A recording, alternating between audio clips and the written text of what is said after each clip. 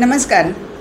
Doctor Shri the Deshmukh लिखित पंचदशी भावदर्शन हा ग्रंथ आपण वाचत आहोत. आज आपण द्वैत विवेकातला पुढचा भाग वाचायला घेतो आहोत. भोगविषयी जीवाची दृष्टी. ईश्वराने रत्नासारखे पदार्थ केवळ पदार्थ म्हणून निर्माण केले आहेत, परंतु भोगत्याची बुद्धी मात्र वेगवेगळी असल्याने ते भोगते त्या पदार्थांकडे वेगवेगळ्या दृष्टीने पाहतात. ईशसृष्टीत हिऱ्याच्या खाणी असतात. वास्तविक हिरा म्हणजे दगडी कोळशाच्या जातीचा एक तेजस्वी कोळसा म्हणजे कार्बन असतो. रसिक, व्यापारी, कारखानदार व संत यांची त्याच्याकडे पाहण्याची दृष्टी वेगवेगळी असते. रसिक त्याचे सौंदर्य व तेज पाहून त्याचा अलंकार करतात. व्यापारी त्याच्या खरेदी विक्रीतून पैसा मिळवतात. कारखानदार कठीण पदार्थ कापण्यासाठी हिरा वापरतात. आणि संत हिऱ्याकडे पाहून कोणत्याही प्रकारे मोहित होत नाहीत. विषयांबद्दल 3 प्रतिक्रिया. एकाला हिरा मिळाला की आनंद वाटतो, दुसऱ्याला तो हवा असून मिळाला नाही तर राग येतो. पण खरा विरक्त हिरा पाहून मोहित होत नाही व त्याला अभिलाषच नसल्याने हिरा न मिळाल्याने रागवतही नाही. जगतामधील पदार्थाविषयींच्या अनुकूल, प्रतिकूल, उदासीन अशा 3 प्रतिक्रियांच्या खेळात जीवन केव्हा व कसे सरते ते सामान्य माणसाच्या लक्षातही येत नाही. त्या प्रतिक्रिया अशा. हिरा नावाचा एक पदार्थ ईश्वराने निर्माण केलेला असतो. हिरा मिळाला म्हणून प्रिय, हवा असून मिळाला नाही म्हणून अप्रिय व हवे नकोच्या अभावामुळे उपेक्ष होतो. प्रियत्व, अप्रियत्व व उपेक्षत्व ईश्वराने तयार केलेले नाही. ही त्याची निर्मिती नाही. एकाच हिऱ्याविषयी असे भेद किंवा द्वैत जीव निर्माण करतो. हिरा हा एकच पदार्थ जीवाच्या त्याविषयीच्या कल्पनेमुळे 3 प्रकारे भासतो. त्याविषयी आवड असल्यास प्रिय अप्रिय होतो. सोने आणि माती आम्हा समान ते चित्ती, तुका म्हणे आले घरा वैकुंठ सावळे. तुकाराम गाथा. जगन्नियन त्या ईश्वराशी जवळीक साधल्यानंतर त्याच्या सृष्टीविषयी अशी उदासीनता निर्माण होते. विषयाचे स्वरूप व जीवाच्या दृष्टीने पडणारा फरक. पत्नी, सून, नणंद, जाऊ, आई इत्यादी प्रकारे एकच स्त्री ओळखली जाते. तिच्यामध्ये एवढे भेद जीव आपल्या कल्पनेने मानतो, पण स्वरूपतः ती फक्त स्त्रीच असते. बदलत्या नात्यांमुळे स्त्रीचे नातेसंबंध व तिचे त्या नात्याच्या संदर्भातील नाव बदलते. पण ईश्वराने स्त्रीच निर्माण केली आहे, नाती निर्माण केली नाहीत. नाती जीव निर्माण करतो. आता याविषयी प्रश्न आहे. स्त्रीविषयी नात्याचे ज्ञान बदलले तरी तिच्या स्वरूपात फरक झालेला दिसत नाही, कारण जीवाने केलेल्या भेदानुसार ईश्वराने निर्माण केलेला तिचा देह बदललेला दिसत नाही. नातेसंबंध वेगवेगळे असल्याने स्त्री वेगवेगळी वाटते असे म्हटल्याने हा प्रश्न निर्माण झाला. आता उत्तर काय? असे म्हणता येणार नाही.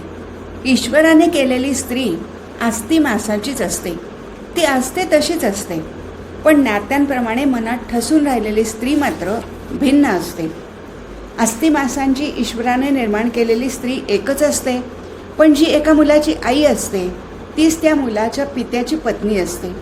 दोघांची त्या स्त्रीकडे बघण्याची दृष्टी मात्र अगदी भिन्न आहे. आता एक शंका उत्पन्न केलेली आहे. भ्रम, स्वप्न, मनोरथ व स्मरण यात भासणारे पदार्थ मनाने निर्माण केलेले असतात हे खरे आहे, पण जागेपणी प्रत्यक्ष समोर दिसणारे पदार्थ मनाने निर्माण केलेले आहेत असे कसे म्हणता येतील? भ्रमामुळे एक पदार्थ 2 झालेला दिसेल. स्वप्नात नात्यांमध्ये गोंधळ अनुभवणे शक्य आहे. मनोरथामध्ये वास्तव नाकारून वेगळ्या नात्याची कल्पना करणे शक्य आहे. स्मरण बिघडले तर एकाऐवजी दुसरीच व्यक्ती आहे असे वाटेल, पण प्रत्यक्ष जागृतीमध्ये असा फरक पडण्याचे कारण नाही. त्याचं उत्तर असं आहे, शंकेमागील कारण योग्य आहे. जेथे ज्ञान होते तेथे ज्ञान अंतःकरण वृत्तीच्या बाहेरील विषयाशी संयोग झाल्यामुळे होते, म्हणून ज्ञानात भेद निर्माण होतो. भाष्य व वार्तिके यांचे हेच म्हणणे आहे. जीवाच्या म्हणजे माणसाच्या बुद्धीवर आई, पत्नी, बहीण, कन्या असे स्त्रीविषयी संस्कार होतात. त्या संस्कारांसह अंतःकरण वृत्ती त्या बाह्य स्त्रीच्या आकाराची होते आणि संस्कारानुसार एका स्त्रीचे भिन्न व्यक्तींना भिन्न प्रकारचे ज्ञान होते. हे लक्षात घेतले तर शंकेला वाव उरणार नाही. आता याविषयी उदाहरण बघूया. मुशीत म्हणजे साच्यात ओतलेले द्रवरूप तांबे जसे मुशीच्या आकाराचे होते, तशी विषयांपर्यंत पोचलेली अंतःकरण वृत्ती विषयाच्या आकाराची होते. अंतःकरण वृत्ती डोळ्यातून बाहेर पडते, तिच्यात चिदाभास असतो. त्या बाहेर पडण्याच्या क्रियेला प्राणाचे सहाय्य असते. चिदाभासासह अंतःकरण वृत्ती बाह्य विषयाच्या आकाराची होते. अंतःकरण वृत्तीमुळे विषयावरचे अज्ञानाचे आवरण दूर होते व वृत्तीतील चिदाभासामुळे विषयाचे ज्ञान होते. तांबे व मूस या उदाहरणात दोन्ही साकार आहेत. वृत्ती व विषय यात वृत्ती निराकार व विषय साकार आहे हे लक्षात घेऊन दुसरे उदाहरण देऊया. निराकार प्रकाश ज्याप्रमाणे साकार पदार्थांच्या आकाराचा होऊन त्याला प्रकाशित करतो, त्याप्रमाणे निराकार वृद्धिरूपी व चिदाभास बाह्य विषयाच्या आकाराचे होऊन त्यांना प्रकाशित करतात. आधुनिक विज्ञानाच्या दृष्टीने प्रकाश किरण फोटॉन्सने युक्त असल्यामुळे प्रकाश साकार मानावा लागतो, परंतु येथे विषय समजण्याच्या दृष्टीने प्रकाशाला निराकार मानले आहे. आत्मप्रकाशाला भौतिक प्रकाश हा सर्वात जवळचा दृष्टांत आहे. आता विषय ज्ञान कसे होते? प्रमाता जो जीव त्यापासून चिदाभासयुक्त अंतःकरण वृत्ती जागी होऊन ती ज्ञानेंद्रियातून बाहेर पडते. ती बाह्य विषयांपर्यंत पोचून त्याच्या आकाराची होते. प्रमातृ चैतन्य, प्रमाण चैतन्य, प्रमेय चैतन्य व प्रमा चैतन्य ही 4 चैतन्ये एकत्र येतात आणि विषयाचे ज्ञान होते. आता चैतन्य म्हणजे आत्मस्वरूप ज्ञान. हे पाहणारा प्रमाता, पाहणारे इंद्रिय हे प्रमाण आहे आणि पाहायची वस्तू हे प्रमेय आहे व तिचे होणारे ज्ञान म्हणजे प्रमा यात विभागलेले असते. पदार्थांचे ज्ञान होताना अंतःकरण वृत्ती विषयापर्यंत पोहोचते व विषयाच्या आकाराची होते. त्यावेळी ही 4ही ज्ञाने एकत्र येतात व मगच या पदार्थांचे यथार्थ ज्ञान प्रमात्याला होते. यावरून हे सिद्ध होते की अशा प्रकारे विषयाचे 2 प्रकार होतात, भेद होतात म्हणजे द्वैत होते. आता घट हा विषय एक मातीचा असतो व दुसरा ज्ञानाचा असतो. मातीचा घट अंतःकरण वृत्तीला कळतो व ज्ञानाचा घट साक्षीला कळतो. सामान्य बुद्धीला शास्त्रसंस्कार नसल्याने व अशा विचारांची गरज नसल्याने एकाच पदार्थाचे ज्ञान 2 प्रकारे होते हे कळत नाही. घटज्ञान होताना मातीचा बनलेला घट हा एक विषय असतो. साभास अंतःकरण वृत्ती घटाकार झाल्यावर ती त्यावरील अज्ञानाचे आवरण दूर करते, म्हणून मातीचा घट अंतःकरण वृत्तीला कळतो असे म्हटले आहे. वृत्तीत व्यापून असलेला चिदाभासही वृत्तीबरोबर घटाकार झाल्याने ज्ञान होते. हा दुसरा घट ज्ञानाचा असतो. ज्ञानमय घट साक्षीला कळतो. आता बंधाचे कारण काय? अन्वय आणि व्यतिरेकाच्या पद्धतीने असे ठरते की जो बाह्य पदार्थ ज्ञानमय असतो त्यानेच जीवाला बंधन पडते. अन्वय म्हणजे ज्ञानमय पदार्थ असेल तर सुखदुःखाच्या प्रतिक्रिया होतात. व्यतिरेक म्हणजे ज्ञानमय पदार्थ नसेल तर सुखदुःखाच्या प्रतिक्रिया होत नाहीत. बाह्य पदार्थ जरी एकाच प्रकारचा असला तरी त्याची मनातील प्रतिमा भिन्न भिन्न असल्याने प्रतिक्रियाही भिन्न भिन्नच उमटतात. मनात प्रतिमाच तयार झाली नाही तर त्या पदार्थाचे ज्ञान होत नाही व त्यामुळे प्रतिक्रियाही होत नाही. अनुकूल प्रतिकूल क्रिया बंधाला कारण होतात.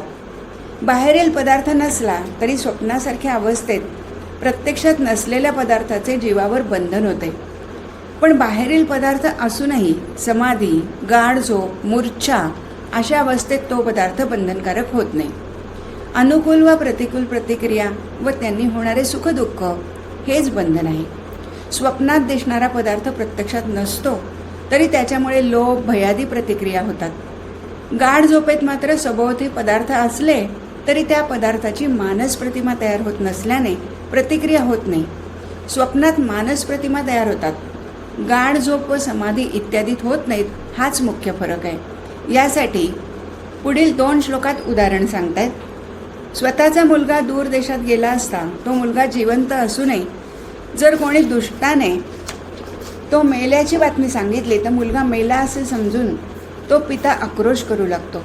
या उलट तो मुलगा दूरदेशी खरोखर मरण पावलेला असूनही जर ती बातमी समजली नाही तर पिता रडत नाही. म्हणून मानस प्रतिमाच बंधनकारक आहे. जिवंत असून रडणे व मेलेला असून न रडणे यावरून असे कळते की मानस प्रतिमाच जीवाला बंधनकारक आहे, प्रत्यक्ष पदार्थ नाही असे मानल्यामुळे बौद्धाचा क्षणिक विज्ञानवान स्वीकारल्यासारखे होते का असा प्रश्न पडतो. परंतु तसे नाही. प्रत्यक्ष पदार्थ गौण मानल्यामुळे क्षणिक विज्ञानवाद स्वीकारल्यासारखे वाटेल, पण तसे नाही. कारण मानस प्रतिमा तयार होण्यासाठी बाह्य पदार्थ प्रत्यक्षात असण्याची आवश्यकता आहे. बौद्ध मताचे असे म्हणणे आहे की बाह्य पदार्थ प्रत्यक्षात नसतात, कारण सर्व क्षणिक आहे. वासना वेगवेगळ्या असल्याने प्रत्यक्ष पदार्थ नसूनही जीवाला वासनारूप वेगवेगळ्या पदार्थांचे ज्ञान होते. व्यावहारिक विषय नसला तरी मानस प्रतिमा तयार होतात. परंतु आमच्या मते मानस प्रतिमा तयार होण्यासाठी व्यावहारिक सत्तेतील बाहेरचा पदार्थ प्रतिमा निरपेक्ष म्हणजे मानस प्रतिमेवर अवलंबून नसलेला असला पाहिजे. हा या दोन मतातील फार मोठा फरक आहे. योगाभ्यासाने समाधी काळापुरते द्वैत निवृत्त होत असले तरी जन्ममरणाच्या चक्रातून ब्रह्मज्ञानावाचून सुटका होत नाही असे वेदांताचे ठाम सांगणे आहे. मी देह आहे, जग सत्य आहे, मी कर्ता आणि भोक्ता आहे इत्यादी अनादी संस्कार अविद्येचे आहेत.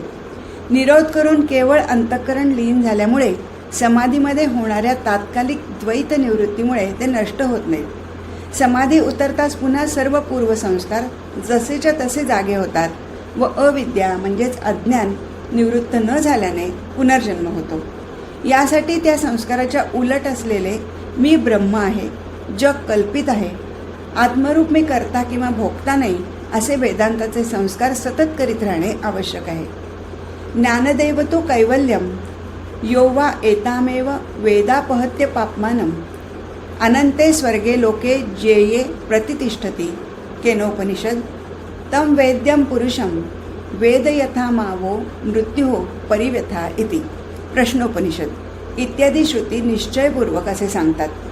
येथे संतही तेच सांगतात. जो मोक्षाचा अधिकारी तो परमार्थ पंथदरी प्रीती लागली अंतरी अद्वैत ग्रंथाची दासबोध. जगत मिथ्या आहे असा निश्चय होताच दृश्य जगताच्या रूपाने दिसणारे द्वैत मावळते. ईश्वराने निर्माण केलेल्या जगद्रूप द्वैताची निवृत्ती जरी झाली नाही तरी ब्रह्म एकमेव अद्वितीय आहे असा निश्चय झालेल्या अद्वैती साधकाला ते जग मिथ्या आहे असा निश्चय झाल्यामुळे अद्वितीय ब्रह्माचे ज्ञान होणे शक्य आहे.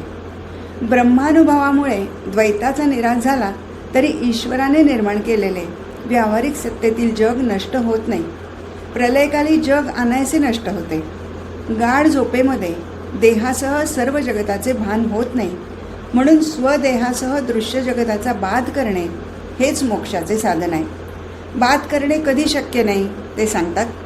जेव्हा प्रलयावस्थेमध्ये अद्वैत विरोधी द्वैत नष्ट होते तेव्हाही श्रीगुरु व अध्यात्मशास्त्र ही अद्वैत ज्ञानाची साधने नसल्याने अद्वैत अनुभव शक्य नाही. सृष्टीच्या प्रलयावस्थेमध्ये जीवसृष्टीच नष्ट झाल्याने द्वैत किंवा अद्वैत या कल्पनाच निरर्थक ठरतात. गाढ झोपेत म्हणजे निद्रा प्रलयात किंचित काल असेच होते, परंतु जाग आल्यावर द्वैतानुभव तसाच असतो. म्हणून द्वैतमय सृष्टी नष्ट होण्यावर अद्वैताचा अनुभव अवलंबून नाही. श्री गुरु व अध्यात्मशास्त्र यांच्या मदतीने सृष्टी मिथ्या आहे असा निश्चय होण्यावर तो अवलंबून आहे. ईश्वर निर्मित सृष्टी ज्ञानाच्या विरोधी नाही. ईश्वराने निर्माण केलेले द्वैत अद्वैताच्या अनुभवाला अडचण करीत नाही, उलट ते अद्वैताच्या सिद्धीला मदतच करते. शिवाय ते नष्ट करणे कोणालाही शक्य नाही, म्हणून ते खुशाल असू दे. त्याचा द्वेष का करावा?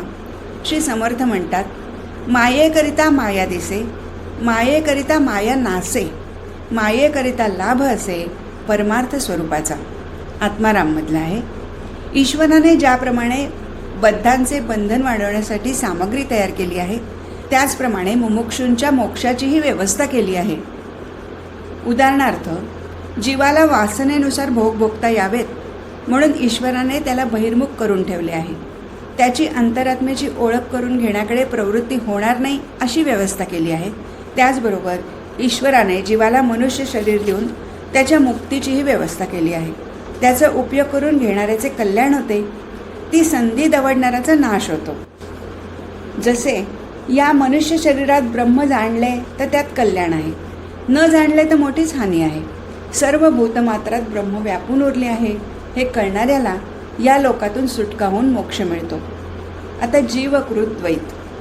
जीवाने निर्माण केलेले द्वैत शास्त्रीय व अशास्त्रीय अशा 2 प्रकारचे आहे. तत्वाचा साक्षात्कार होईपर्यंत शास्त्रीय द्वैताचा अंगीकार करावा. येथे शास्त्रीय शब्दाचा साधनेला अनुकूल व अशास्त्रीय शब्दाचा साधनेला प्रतिकूल असा अर्थ होतो. पंचविषय व त्यांची सामग्री हे अशास्त्रीय द्वैत असून वेद, वेदांतशास्त्र, श्रीगुरु, संत, तीर्थक्षेत्रे, दैवते इत्यादी शास्त्रीय द्वैत आहे. अशास्त्रीय द्वैतामध्ये विधी व निषेध असे 2 भाग आहेत. शास्त्रीय द्वैत कोठवर अंगीकारावे? आत्मा या नावाने ओळखले जाणारे ब्रह्म, त्यासाठी आवश्यक ती श्रवणादी साधने हे जीवाने उत्पन्न केलेले शास्त्रीय द्वैत आहे. मी ब्रह्म आहे असा अनुभव आल्यानंतर अशा द्वैताचाही त्याग करावा अशी श्रुतींची आज्ञा आहे. परमार्थदृष्ट्या जगत झालेलेच नाही. ब्रह्म निर्विकार असल्यामुळे त्याच्या स्वरूपात कोणताही विकार वा परिणाम होणे शक्य नाही. परंतु असा अंतिम अनुभव येईपर्यंत तो अनुभव येण्यासाठी काही बाबींचा ब्रह्मावर आरोप करावा लागतो.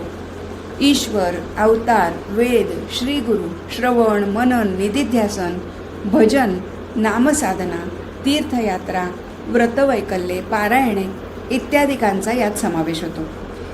हा सर्व भाग ईश्वर, ईश्वराचे अवतार व जीव यांची निर्मिती असल्याने ही सर्व साधनासृष्टी जीवाने रचलेली आहे असे म्हणावे लागते. भगवान श्री शंकराचार्य म्हणतात, शास्त्र सांगणारा, शास्त्र शिकणारा शिष्य, शास्त्र शिकण्याची क्रिया, तू मी हा प्रपंच स्वरूपाचे स्पष्टीकरण देणारा त्याचा बोध, हा विकल्प इत्यादी वाचून शेष असे जे पवित्र तत्व, अद्वैत शिवतत्व ते मी आहे. आचार्यच इतरत्र म्हणतात, वेदांतशास्त्र उत्तम रीतीने समजल्यानंतर सुद्धा जर आत्मज्ञान झाले नाही तर ते शास्त्र निरुपयोगी ठरते आणि आत्मज्ञान झाल्यानंतरही वेदांतशास्त्र निरुपयोगी ठरते. श्री समर्थ म्हणतात, साध्य होता साधनाचा ठाव नाही, येथे शास्त्रीय द्वैताची मर्यादा संपते. बुद्धिमान साधकाने शास्त्रग्रंथ पूर्णपणे समजावून घ्यावेत. पुन्हा पुन्हा अभ्यास व चिंतन करावे. परब्रह्माला साक्षात जाणावे. त्यानंतर मशाल किंवा धान्याचे भूस याप्रमाणे त्याचा पूर्णपणे त्याग करावा. सतत परब्रह्माचे चिंतन करावे. अन्य गोष्टींचे चिंतन करू नये किंवा त्याबद्दल बोलूही नये, कारण त्यामुळे वाणी व मन उगाच शिणतात. त्या एकालाच जाणं. अन्य विषय वाणीने बोलू नका. बुद्धिमंताने वाणीचा मनात लय करावा असे कठोपनिषद सांगते. अशा प्रकारे सांगणाऱ्या बऱ्याच श्रुती आहेत.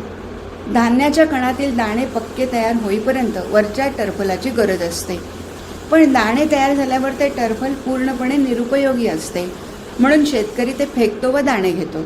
तसेच रात्री एखाद्या ठिकाणी जायचे असल्यास वाट दिसण्यासाठी पेटती मशाल नेतात, पण मुक्कामावर पोचल्यावर ती सोडून देतात. त्याचप्रमाणे आत्मज्ञान झाल्यावर शास्त्र, ग्रंथ इत्यादी शास्त्रीय द्वैतही अनावश्यक ठरते, म्हणून ते सोडून द्यावे किंवा सहजपणे ते गाळून द्यावे. आत्मानुभव शब्दात सांगणे अशक्य आहे, म्हणून बुद्धिमान पुरुषाने ग्रंथाचे संदर्भ घेत घेत पुष्कळ बोलण्यापासून दूर राहावे, नाहीतर वाणी व मन व्यर्थ शिणतात. त्याने वाणीचा मनात लय करावा. वाणीच्या व्यापाराने मन अशांत न करता वाणीचे व्यर्थ व्यवहार थांबून मनाच्या शांत अस्तित्वाचा अनुभव घ्यावा. मनाचा बुद्धीचा महतमध्ये तर महतचा शांत आत्म्यात लय करावा. पूर्वी सांगितल्याप्रमाणे साध्य होता साधनाचा ठाव नाही अथवा शास्त्रादी तिस्तू निष्फला या न्यायाने वरील श्लोकातून तीच कल्पना सांगितलेली आहे. यासाठी मंद व तीव्र मुमुक्षूंकरता वेगवेगळे पर्याय आहेत. अशास्त्रीय किंवा साधनेला विरोधी द्वैताचे सुद्धा तीव्र व मंद असे 2 प्रकार आहेत. कामक्रोधादी तीव्र असून मनोरथ मंद द्वैत आहे. मी जगाचा सम्राट होऊन हजारो वर्ष राज्य करावे अशा मनोराज्यांना सुरुवात करतानाच त्या मनोराज्य करणाऱ्याला पूर्ण माहीत असते की तसे घडणे सर्वथा अशक्य आहे. त्यामुळे तासभर त्या मनोराज्यात गुंग होऊन ते संपताच जगाचा सम्राट न झाल्याचे जराही वाईट वाटत नाही. कामक्रोधाचे तसे नाही. काम व क्रोध संबंध शरीर व्यापून राहतात. कामाचा विषय अगदी सहज प्राप्त होण्यासारखा असून त्याच्या प्राप्तीच्या आड जेव्हा कुटुंब संस्था, न्याय, नीती, धर्म, समाज इत्यादी येतात तेव्हा क्रोधाने किंवा वैफल्याने माणूस संतप्त होतो, पेटतो.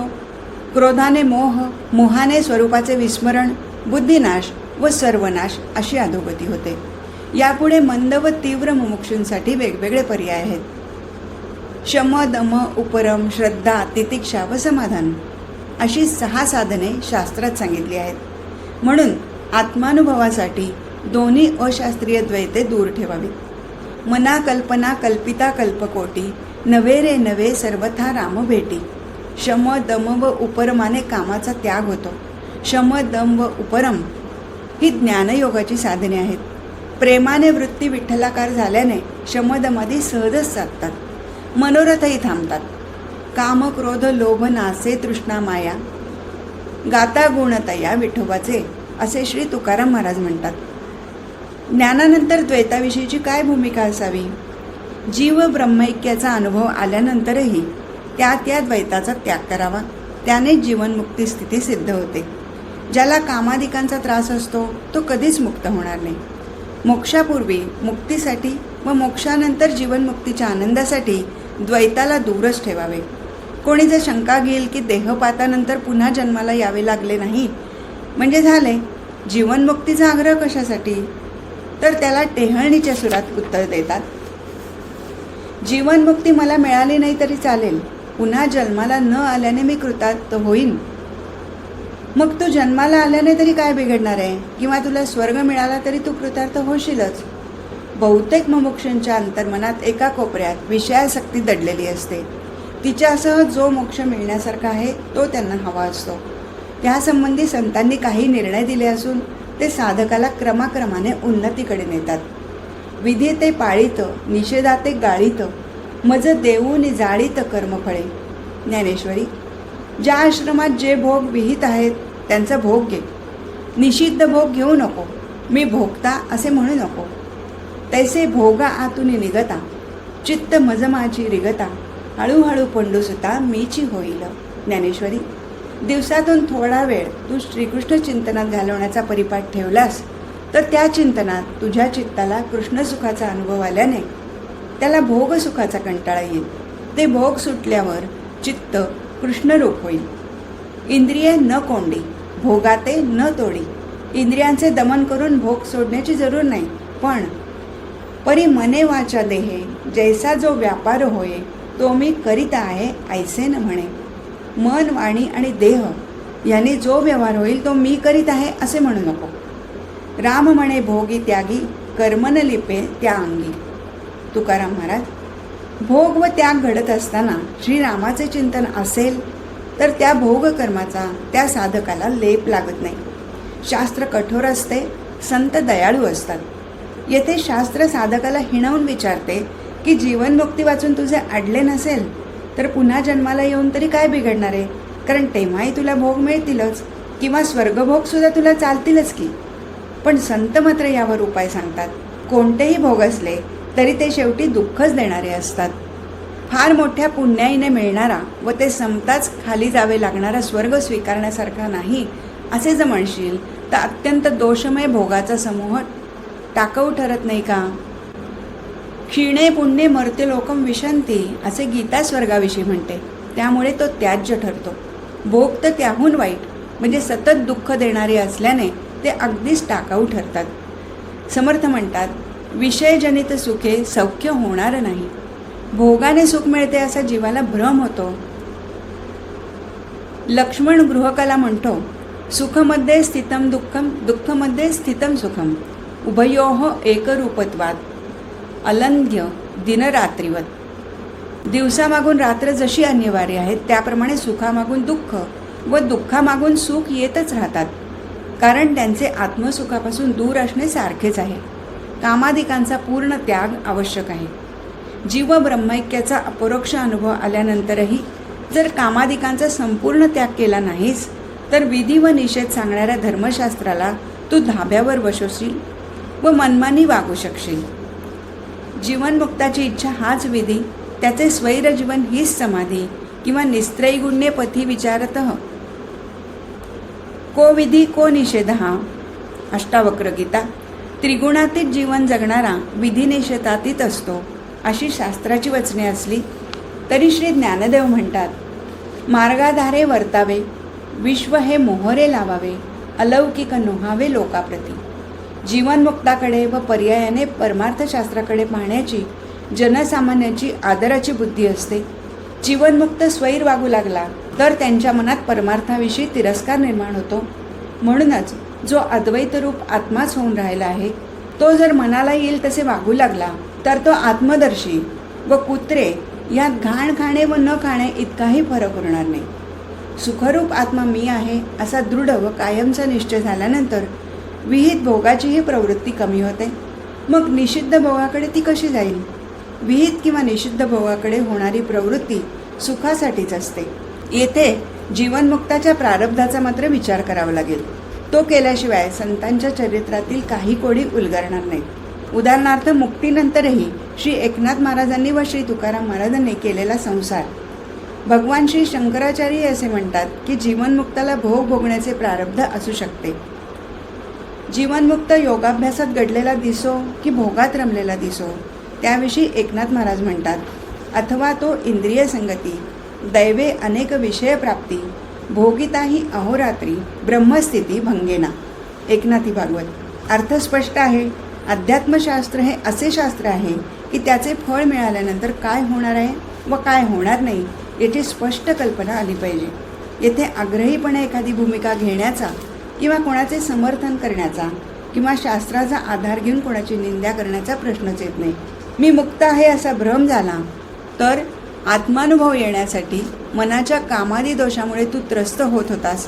आत्मज्ञानानंतर निषिद्ध वर्तनामुळे तू लोकनिंदेने त्रस्त होशील. तुझ्या जीवनमुक्तीचे वैभव धन्य असो.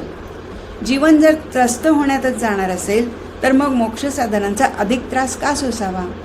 मी ज्ञानी आहे, आता मला विषय भोगाचा लेप लागणार नाही, मी आता जगाची पर्वा करणार नाही, मला आता कोण काय म्हणणार, अशा विचाराने किंवा अभिमानाने जाणीवपूर्वक भोगाकडे प्रवृत्त होणारा व प्रारब्धाच्या सहजतेने येणारे विहित भोग भोगणारा यात फार फार अंतर आहे. जीवनमुक्ताला विषयाचे ध्यान नसते, त्यामुळे त्याला त्याचा संग नसतो. संग नसल्याने इच्छा नसते, तरी प्रारब्ध त्याला भोग देतेच. पण ते प्राप्त न झाल्यास बद्धाला येणारा क्रोध मात्र त्याला मुळीच येत नाही. त्यामुळे संमोह, स्मृतिविभ्रम, प्राणांश याचा प्रश्नच येत नाही. आपण तत्व जाणणारे आहात. घाण करणाऱ्या डुकराप्रमाणे जगण्याची आकांक्षा करू नका. बुद्धीतील सर्व दोष झटकून टाका. लोकांना देवाप्रमाणे तुमची पूजा करू दे. व्यक्तीपेक्षा संप्रदाय, संप्रदायापेक्षा तत्त्वज्ञान व तत्त्वज्ञानाहूनही ब्रह्मतत्व श्रेष्ठ असते. सामान्य माणसे व्यक्ती व तत्त्वज्ञानात गल्लत करून व्यक्तीचे अपयश किंवा भ्रष्टाचरण हा तत्त्वज्ञानाचा पराभव मानतात. पण व्यक्तीचे आचरण शुद्ध, मन सरळ व बुद्धी शास्त्रानुगमी असेल तर ती व्यक्ती एखाद्या आध्यात्मिक तत्त्वज्ञानाचे नेतृत्व करत असेल तर तीच माणसे तो त्या तत्त्वज्ञानाचा विजय मानून त्या व्यक्तीची पूजा करतात. येथे पंचदशीकारांनी तत्त्वज्ञानाला असे वागाव्यास सांगून परमार्थाचे वैभव वाढवावे अशी अपेक्षा केली आहे. आज इथेच थांबू. हरिओम तत्सत.